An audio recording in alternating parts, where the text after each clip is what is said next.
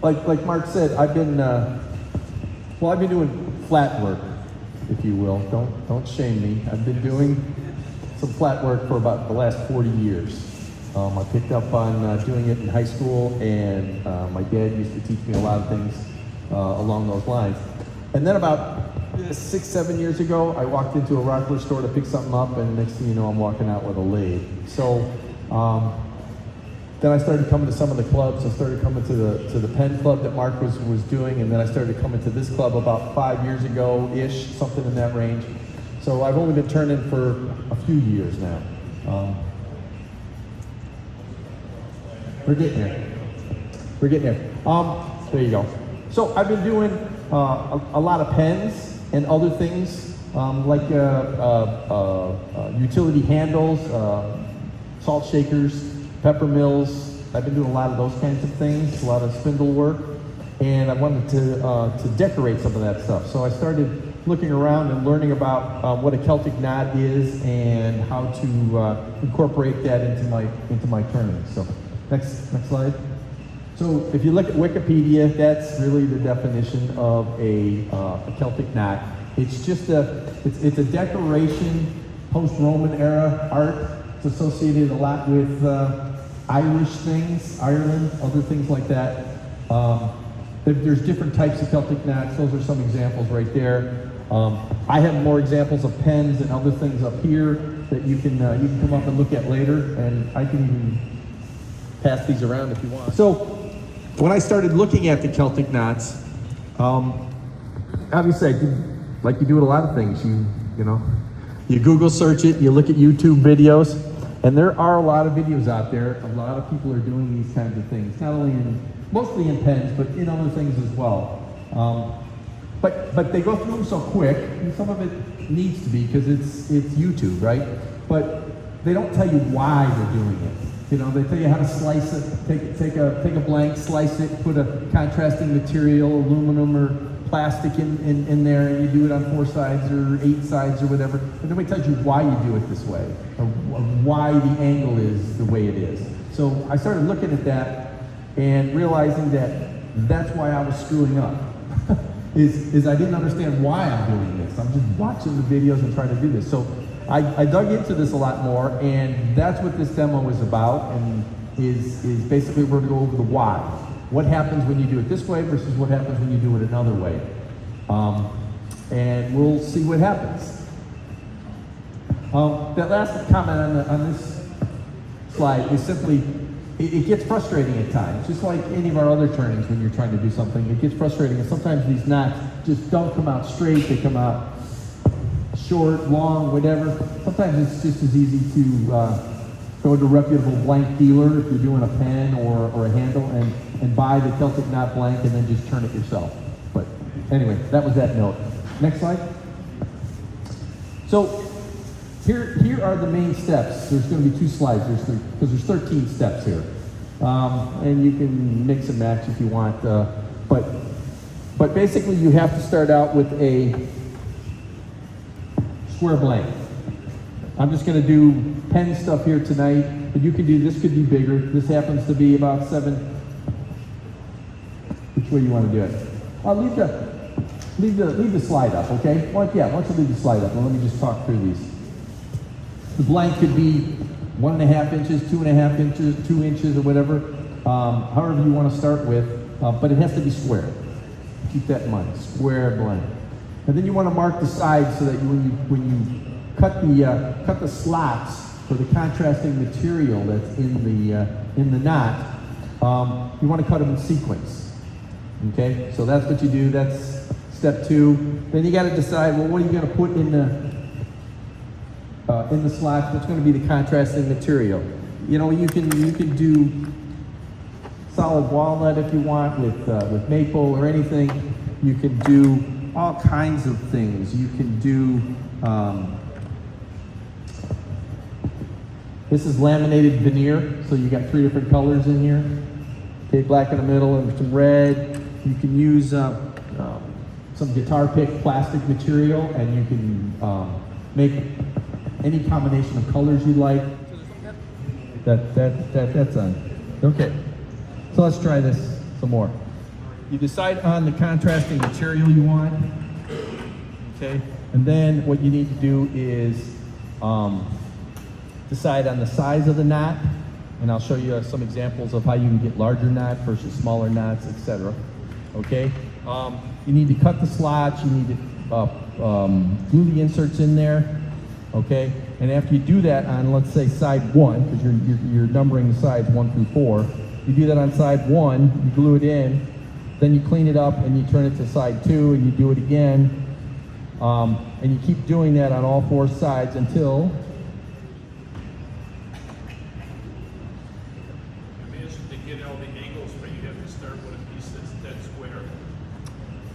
yes. The comment was start with a piece that's dead square. I can't repeat that enough. Yes, yes, yes. Just a little bit rectangular instead of square. You're going to get the knot. You're going to get the loops that you want, but they're not going to be straight. 2 of the loops will be long, 2 of the loops will be short, etc. So definitely square. The question was, how deep am I making my contrasting material?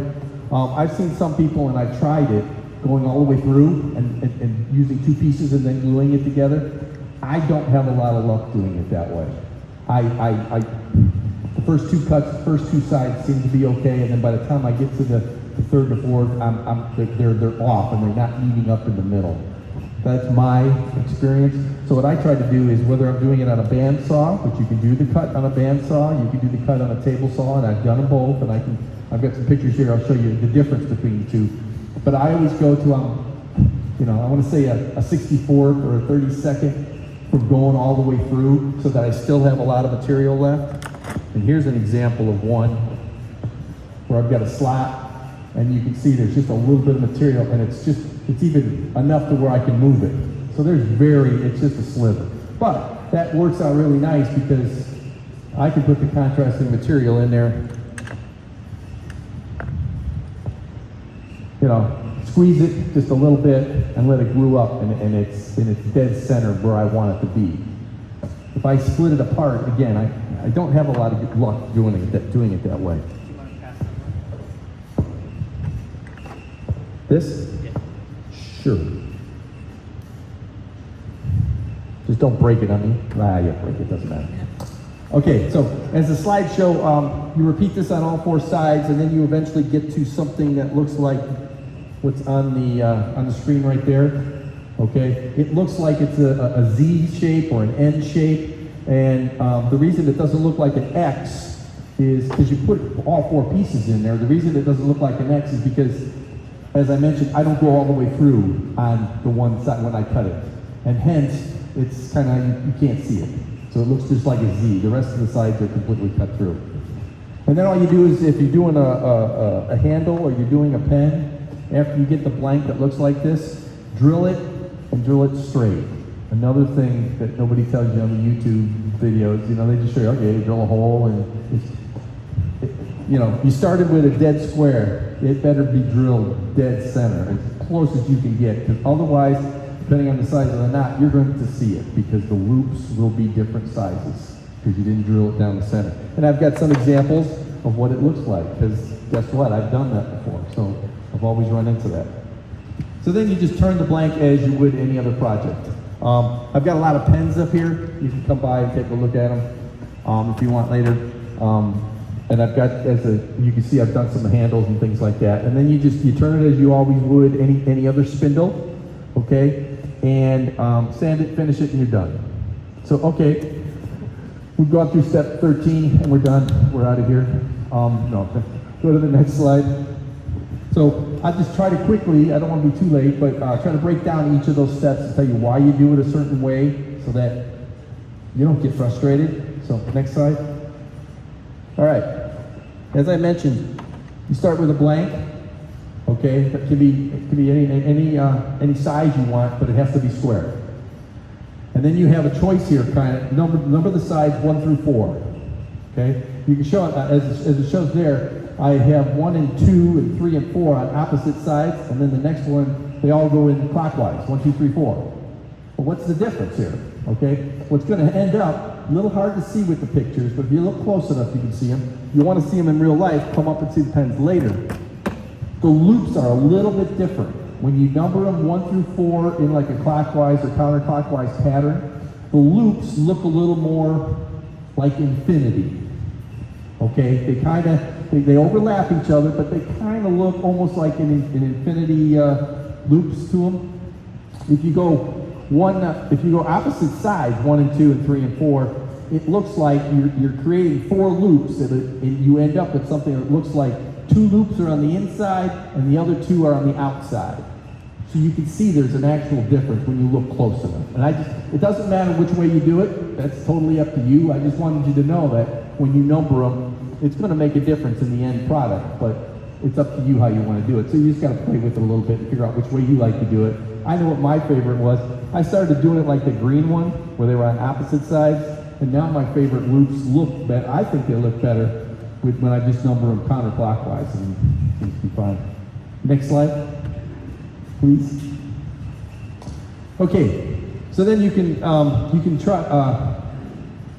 You can use a contrasting insert, if you will, of anything you want, as I mentioned earlier. This pen happens to be one where it's just simple walnut on with a maple blank.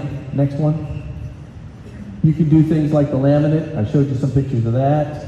Okay. Next slide. I've even done some things as I've used the Spectraply.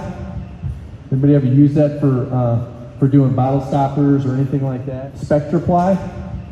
Anybody ever use that for doing bottle stoppers or anything like that? You can also use this and put it on here and use it as your loop. Some people, my wife likes this one. I personally don't. I don't know why. It just doesn't do anything for me. But she likes it, the multicolored. Next one. Okay.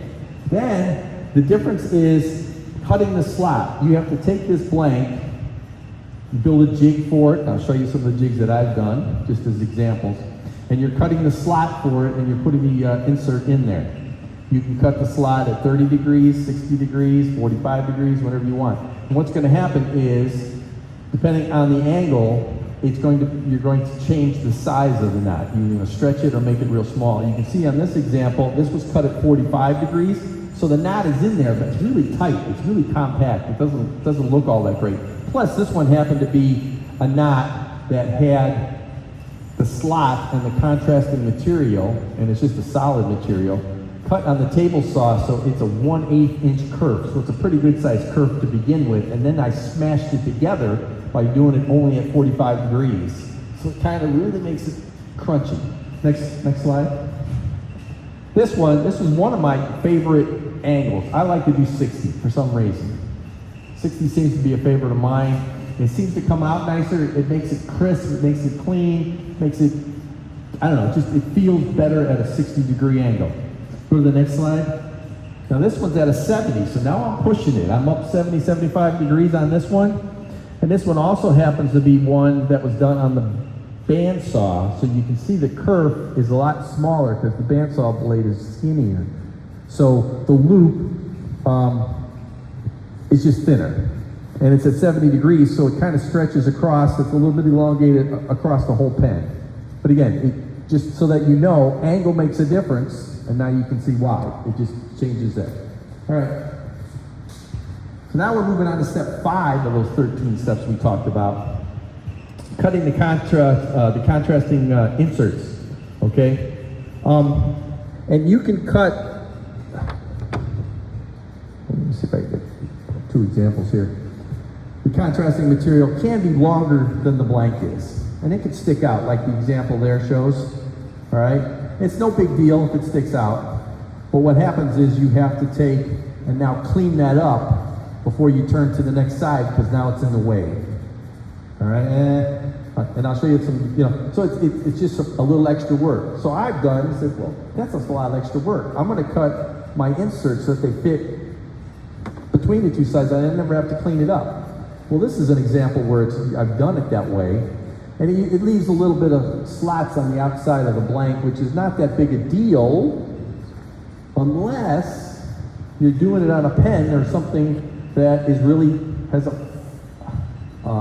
fat brass tube, right? If that's really fat, you put that down through there, and guess what? I've already cut into my blank a lot because I try to not have extended contrasting inserts sticking out anywhere. And if I turn this round, it's probably not going to fit with this big fat pen. Maybe a slim line, it might work. I don't know. But all I'm saying is you got two ways to go. Go to the next slide. I think it might show that. Yeah, this is what I was talking about, where you can cut the contrasting material and you get something that looks like that. And it's kind of up to you what you want to do. It's up to you. Experiment with a few things.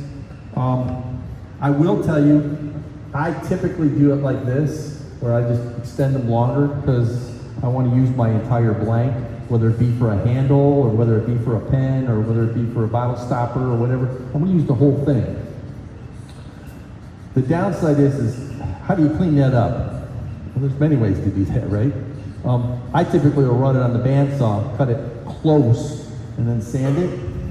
That's really a nice way to do it, but I'll also tell you that I've screwed up before, done that exact thing, and gotten lazy and said, all right, I've cut it off, I just want to sand it flat so I can turn it to the next side, right? So I run over to the sander, right? Got it on the belt sander, just tap it on the belt sander, get it really nice and clean. Looks good, but guess what I end up doing? I end up making it not square anymore. And I don't know that because it's close, it looks good, but then I turn it and do it, it looks really good. And then you go and you turn it around and you say, well, why is that loop shorter than this loop? And it's because I cut them with a blank that wasn't square, and now my loops are off.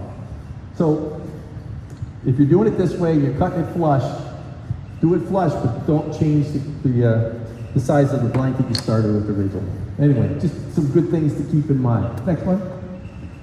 Okay, the other thing you think about is it's important to be square. I'll say it again, it's got to be square, equal sides. The contrasting material you're going to put into the slot, make sure it matches and it's as thick as the slot is. It's got to be the same. One, if you don't do it that way, and that piece that's going around and you don't cut all the way through, and then you put a piece of contrasting material in here and you squeeze it a little bit, you get it tight and it glues, all right, you're fine. Guess what? It's really not square anymore. So the next sides just get worse and worse and worse as you go around to the other sides, okay? It has to be the same thickness. This is an example of what happens. Even if I put this on the camera, it won't show too good. So the picture actually shows it good. You can see there that is not an X anymore. The first line went really well because this was really thin material in a thick slot. And then I turned it again and cut it, and it comes out like that, all right? You can see where the red circle is. It's not an X anymore. You're gonna see that. It's gonna show up in no time as soon as you turn that around, okay? So one of the keys to making this work is, again, the contrasting material has to be the same size as the curve. And what I've done, I think I still have time. And when I do this on a table saw, guess what? I'm using a 1/8 inch curve. It's 1/8, okay? I can cut some contrasting material that's 1/8 inch thick, and I'm ready to go. I can cut these smaller and fill them in. When I do it on the bandsaw, seems like depending on what bandsaw blade I have on there, my kerf is actually a little bit smaller or larger, and I never know, right? It's not the same thickness depending on how the blades were cut. There's a term for that. What's the term for the what? The set? Okay, how the blades are set. Okay, anyway, I will always take and cut some spare material and test out how big the kerf is. But then I can't measure the curve. That piece that you cast around, the inserts were very, very loose in there. Don't you need it tighter, or is your... Doesn't have to be. The glue will take up that. It feels real loose because that's been used many times. I've used that as an example for many times, so you get a little bit of you know, use with sliding in and out. I lost my train of thought there. Talk about the set. The set on the bandsaw. Thank you. Thank you. Put me right back in there. So what I'll do is I'll cut my temporary curve on some you know, like this. And I don't know how thick that kerf is. All right. I don't know how many people use cards for measuring. Ah, man, that is the greatest thing. Is it this? Okay, I'll take away a card, add a card, so I know, okay, this is the right size of that curve. That's going to be the size of my contrasting material. I can just take my caliper, find out what that really is. Now I can go to my planer or sander or whatever I'm going to use to try to get some material. So I've used my my playing cards a lot for those kinds of things. So okay, next slide. Okay. The other thing, and I'll pass these around as soon as I talk about it here. This one happened to be, again, I want to say I cut this as an example so that I could show it in my demo, but it was going to be a real pen until I screwed it up and then realized that I can learn from this. So I cut it open, and after I had all four contrasting material glued in there, you can cut it open and you can see where, as it shows in the picture there, that it's supposed to be, they're all supposed to cross right at the center. Every one of those, and then you get nice even loops in your knot. And you can see there that was done with some material that wasn't the same thickness as the curve. And it's just, it's off. And you can pass these around and you can see where it just isn't gonna be right. Next slide. Okay, this is a really simple table saw jig. You know, 2 pieces of plywood and another piece of wood there to have a stop. But now I got to have my fingers really close to the blade as I'm going through there. That's not real good. You know, so you can do it this way, and I actually see a lot of YouTube videos of people using really simple, quick jigs like this. They work, but they're dangerous. Then I turned around and I realized that hanging up on the wall in the shop, I have I had built a sled for the table saw a while back for small pieces. You know, anything I was making. I do a lot of keepsake boxes and jewelry boxes. That's kind of what I like to do. And I'll use this for small pieces for sure. And I looked at it and went, well, geez. If I just make a different, and I can put it together and show it to you later, but basically I made another fence that fits on here, and I can set it up for any angle I want. Okay, 45-degree angle, I can set that here. I can set up my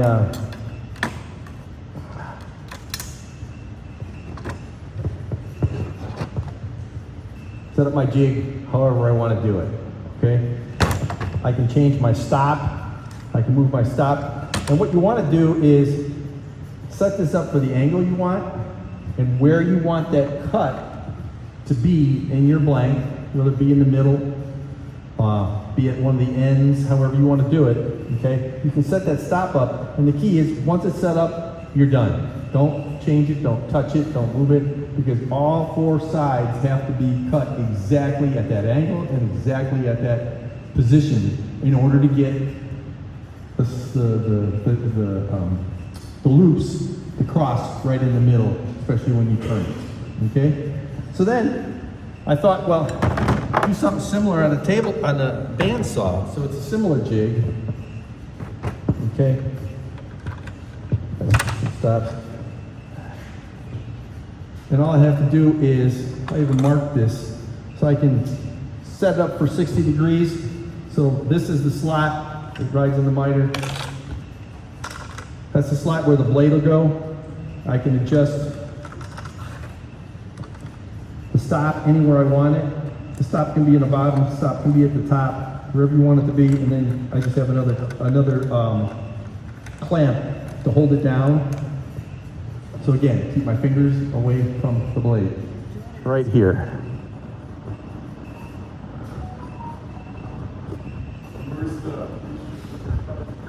You take this piece, it's your blank. I've got it set at 60 degrees, just like that. And it's going to cut a 60-degree slot. And I can watch so that I don't push it too far, you mean? No. It's my eyes. Just get it close. Again, you just want to get it close and so that it doesn't open up, and then you can put the material in there. Okay? If you look close enough on here, I've gone a little too far a couple of times, just once or twice, where the blade has gone all the way through.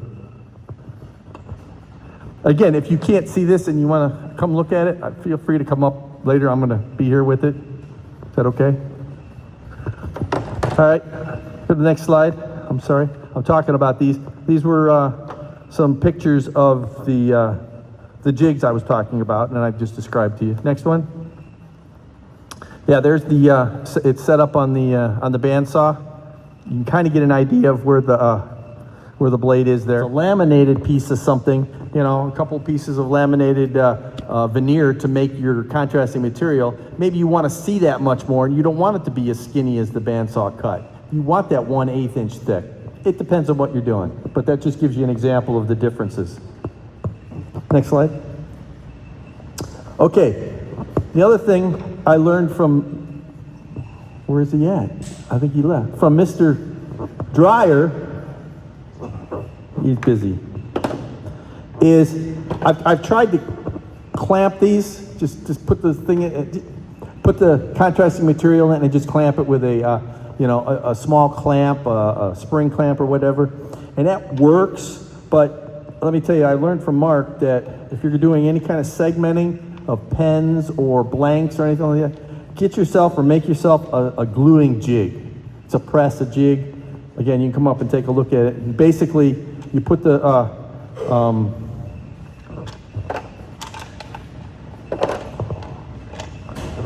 piece in here, and I have a slot cut out for the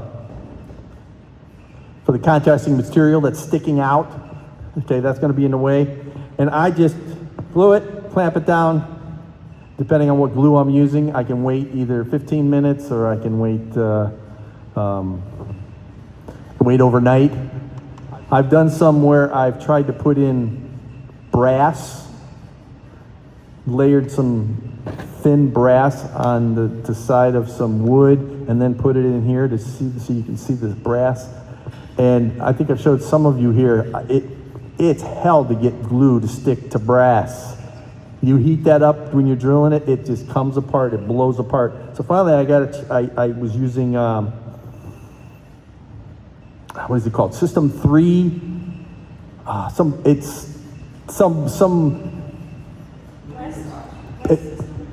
West, maybe that's what it is. It's the System 3. But, and that stuff is got some holding power that's really incredible, but you really have to let that set 24 hours. So every one of these slots, 24 hours, okay, I glue it for 24 hours, I come back the next day, and then I gotta do it again, and then so it takes a week to make a pen blank, just doing it that way. But without a gluing jig, you get pain in the to try to do this. So anyway, that's another, that works out really good. Next slide. Okay, we talked again earlier about cleaning them up. Be careful when you clean them up because you don't want to change the size of the original blank that you're doing. Next slide. This talks about step 9 and step 10, which is basically once you figured out how to get that contrasting material in there and you clean it up, you just go to the next side, you do the same thing. Go to the next side and do the same thing, and you keep doing it over until you get all 4 sides done. Okay, and then the blank looks like one of those examples. You can see the top one is very skinny. That one's going to probably be a thin knot. And then you can see some of the other examples down there. But that's what you have to do to get all 4 sides done. Next slide. All right. And then this is an example. I wanted to show this, include this, is because even if you do a really, really good job and you get a really good blank, I started making a couple different handles for spatulas or whatever you're going to make a handle for, and including a pen. And if you don't drill it straight, the loops they're shifted over. Here's a couple examples. I'm going to take these. send them around. And you can see these are something where either I didn't drill it properly or it wasn't centered properly when I started turning it round from square. But you can see what happens to the loops. Look closely. You don't even have to look close. Just look at it. You'll be able to see it there. Okay, next one. Okay, then you just turn the blank like you would any other spindle. Next set. Okay. If I'm doing a pen, I like to use Glue Boost or CA as my finish.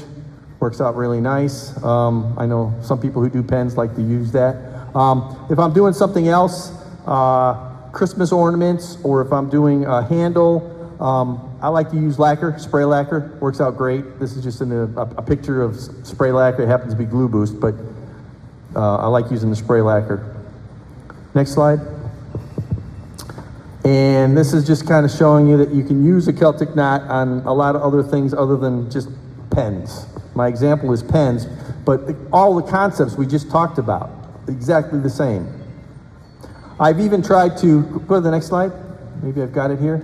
I've used the same technique on a couple of pens and only done 2 loops because I just wanted to make it different. You could still do that. They still look kind of nice. Just a little bit of different shape to it. Next slide. If you want to get real funky with it, start with an octagon, 8 sides, okay? And what you do is, and you can come up here and see the pen that's in this example, okay? There's a lot of loops on that, okay? But I started out as, instead of a square, but a perfect octagon first, and then I cut 8 sides and put 8 contrasting. And because there's 8 of them, I did it on the bandsaw because I wanted them to be thin. You get 8 thick, and it's just going to disappear on you, right? When it's that much. So anyway. Have you tried odd numbers of sides? No, I have not tried an odd number. I do want to try that. Go to the next slide. I think I'm done. Okay, but what I wanted to talk about, that's a good lead-in because I've seen some demos, some YouTubes, where they've started out with the blank already being round. And they want to put 3 knots in it. And what they'll do is they'll attach some triangle blocks on the ends and drill it in the center, and then they can put it on the 3 sides and just, they're slicing through. I tried to do that once and it got me scared. It didn't work with my jigs very well. And not saying it doesn't work, I just couldn't get comfortable with that. And not only that, you have to, the round, I don't have an example here, a round, your round spindle, your round blank that you're starting with. And you could do a pentagon, that's what you're saying, odd number of sizes, a pentagon or a triangle, or even you can do an octagon too. But I mean, the blocks that you put in and screw in on the ends in order to do the multiple sides, your round spindle has to be exactly perfect to fit into, you can't just make an octagon or a pentagon and put it on there. It has to, the circle has to fit exactly into, and it has to touch all 5 sides, all 3 sides of a triangle in order to make that concept work. So it's a little bit more difficult to do, and it's harder to do, it seems, in my mind. Any other questions? Yeah. Yes, I use a brad point. What's the most common glue you use for the A lot of mine, I've started out with, I've used CA because it seems quicker and I can do the sides. Okay, I'm done, clean it up, glue it, done, and clean it up.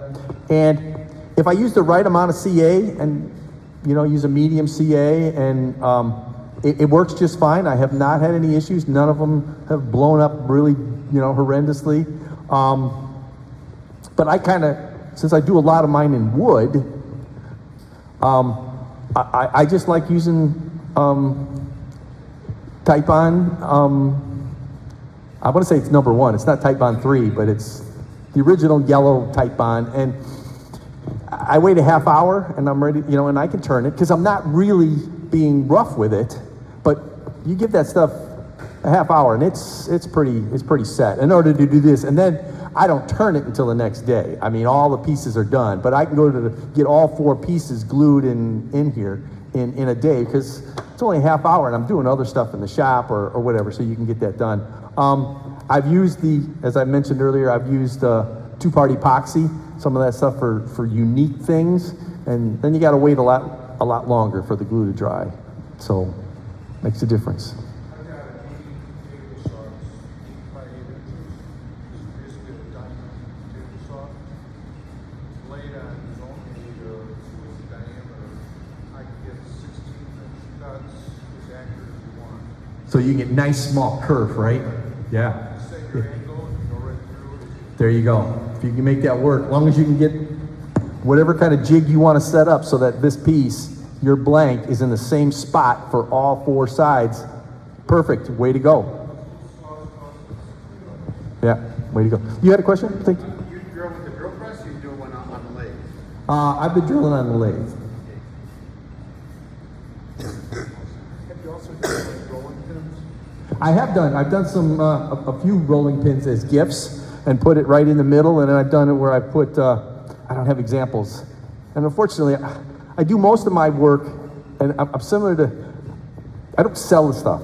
I'm giving it away as gifts, and I always forget to take pictures before the gift leaves the house or the shop. You know, it's like, oh, but I've done one where I put it on equidistant on the ends and not in the middle, and it turned out beautiful. It was really nice, but you know, a little extra work, because now you got to put 2 of them, one on each end, and you're flipping around. But if you start out with a big enough blank that you're using, you just got to take your time with it. Anything else? Excellent questions. Thank you. Did I run over time, or am I good? The best we've ever had. Oh, yeah.